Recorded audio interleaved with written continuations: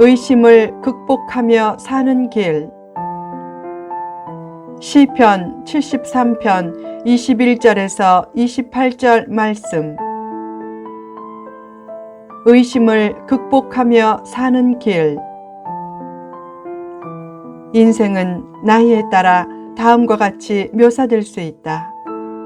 10살은 철없이 열을 내서 10살이고, 20살은 애정이 스멀스멀 피어올라서 20살이고, 30살은 인생이 서러워지면서 30살이고, 40살은 마음이 잘 흔들려서 40살이고, 50살은 상하고 쉰 인생이 되어서 50살이고, 60살은 애수에 젖게 되어서 60살이고, 70살은 다 잃어서 70살이다. 왜 사람은 대략 30살부터 서러워지는가? 꿈이나 이상과 다르게 펼쳐지는 현실 때문이다. 살다 보면 문제와 갈등을 통해 좌절하고 낙심할 때도 많다. 그래도 선한 삶에 대한 추구를 포기하지 말라. 진짜 실패는 성공하지 못한 것이 아니라 실패 속에서 낙심하는 것이다. 인생을 가장 비참하게 만드는 것 중의 하나가 낙심이다. 낙심하지 말라. 특히 악인이 잘 되는 것으로 인해 낙심하지 말라. 인간은 강한 것 같지만 쉽게 상처를 입는 약한 존재다. 강한 것 같은 사람도 마음의 뚜껑을 열어보면 슬픈 탄식과 절망의 몸부림이 있다. 인생은 죄로 인해 상한 갈대처럼 된 존재다. 그러나 하나님은 상한 갈대도 꺾지 않으신다. 살면서 수시로 다가오는 의문과 의심을 잘 극복하며 살려면 어떻게 해야 하는가? 1. 하나님과 함께하라. 아삽은 악인의 형통함을 보고 하나님의 공의를 의심했던 것에 대해 자신이 짐승처럼 우매하고 무지했기 때문이라고 했다. 그는 하나님이 자신을 최선의 길로 인도하시고 받아주실 것이라고 확신했다. 그처럼 하나님이 자신에게 최선의 길을 펼쳐주심을 믿고 남과 비교하며 너무 낙심하지 말라. 비교가 다 나쁜 것만은 아니다. 비교를 통해 사랑과 감사를 새롭게 다짐하는 창조적인 비교는 행복의 전조다. 반면에 비교를 통해 자기가 못났다는 열등감에 빠지거나 잘났다는 우월감에 빠지는 파멸적인 비교는 불행의 전조다. 황소는 여물을 먹는다. 반면에 사자는 짐승을 잡아 그 고기를 뜯어먹는다. 그렇다고 사자야, 너 팔자 좋구나, 부럽다 라고 말하는 황소는 하나도 없다. 콩을 먹는 비둘기가 새들을 낚아채 뜯어먹는 독수리를 보고 독수리야, 너 팔자 좋다, 날마다 고기를 먹고 사는구나 라고 부러워하지 않는다. 짐승이나 새도 자기가 먹는 양식이 따로 있음을 알고 있다. 하나님과 함께하는 것 이외에 다른 세속적인 것을 너무 자랑하지도 말고 남이 가지고 있는 어떤 것이 자신에게 없다고 너무 낙심하지도 말라. 성도는 먹는 양식이 하나님의 말씀이고 사는 방법이 하나님 안에서 사는 것이다. 무엇인가를 자기 뜻대로 이루지 못한 것에 대해서도 불평하거나 원망하거나 낙심하지 말라. 하나님과 함께하는 삶을 복의 기초로 여기고 오직 믿음으로 살라. 2. 하나님만 사모하라. 아삽은 하나님이 부족한 자신을 받아주시고 최선의 길로 인도하신다는 확신을 가지고 하나님만 사모하겠다고 고백했다. 왜 하나님만 사모하겠다고 했는가? 수시로 몸과 마음이 쇠약해지는 연약한 자신에게 하나님만이 마음의 든든한 반석과 영원한 분깃이 된다고 믿었기 때문이다. 분깃이란 편히 쉴 수 있는 안전터를 뜻한다.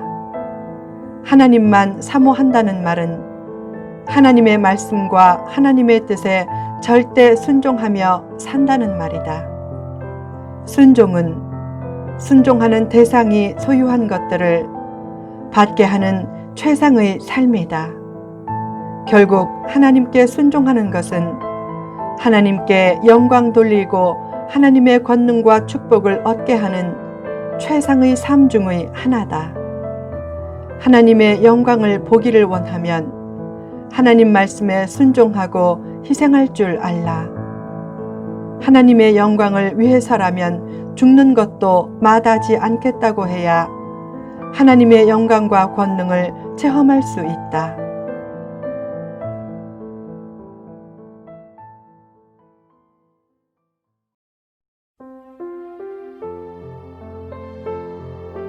마태복음 8장에서 백부장이 아끼던 하인의 중풍병을 고쳐달라고 하자 예수님이 그의 집으로 가서 고쳐주겠다고 하셨다. 그때 백부장이 말했다. 주님, 제 집에 들어오심을 감당치 못하겠습니다. 다만 말씀으로만 하소서. 그러면 제 하인이 낫겠습니다. 제게도 하인이 있는데 저더러 가라 하면 가고 오라 하면 옵니다. 그 순종적인 믿음을 보시고 내 믿음대로 되리라 라고 하시자 즉시 그 하인이 낫게 되었다. 순종적인 믿음을 가질 때 하나님의 권능과 영광을 체험하게 된다. 그러므로 하나님께서 어떤 일을 하라고 명하실 때 핑계를 대며 못한다고 하지 말라.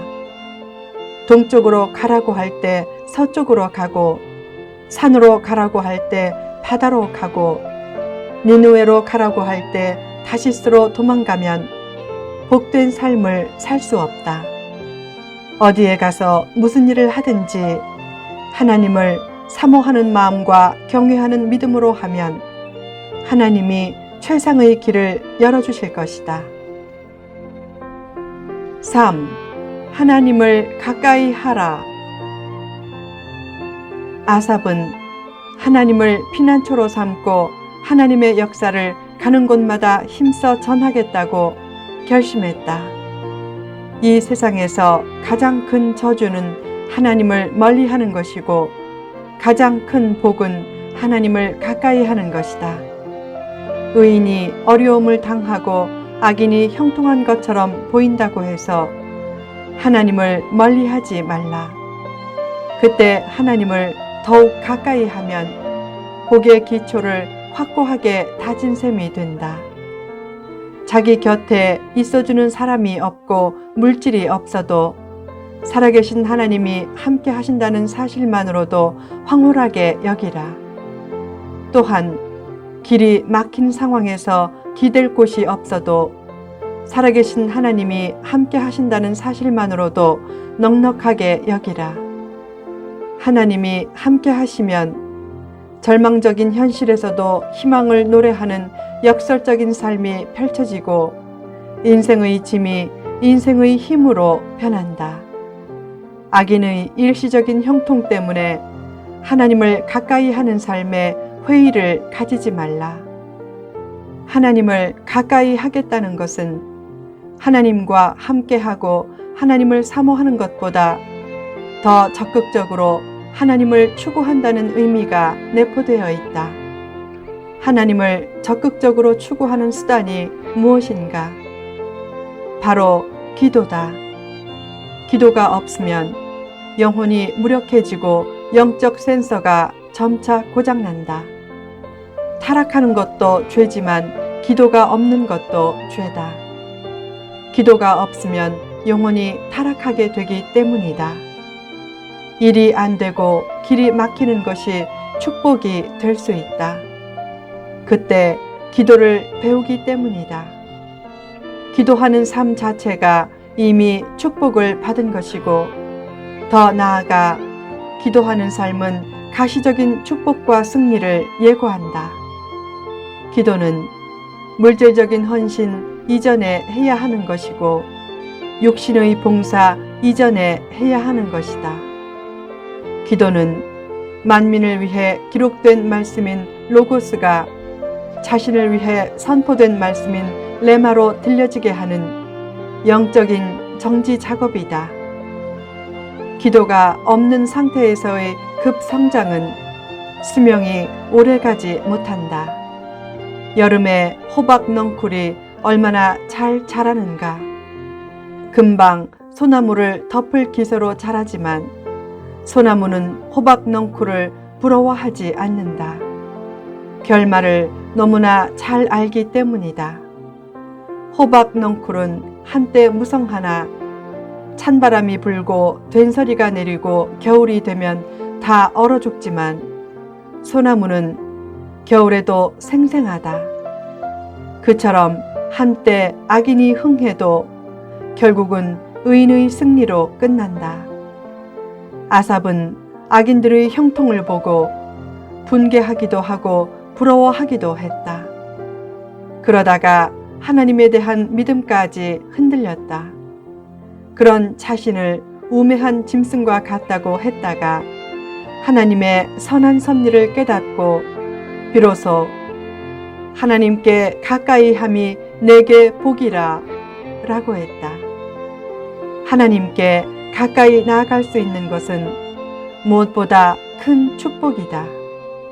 말씀과 기도의 자리에 있는 것 자체가 최상의 축복임을 깨닫고 말씀과 기도로 늘 하나님을 가까이 함으로 부수적인 축복들이 따라오게 하라.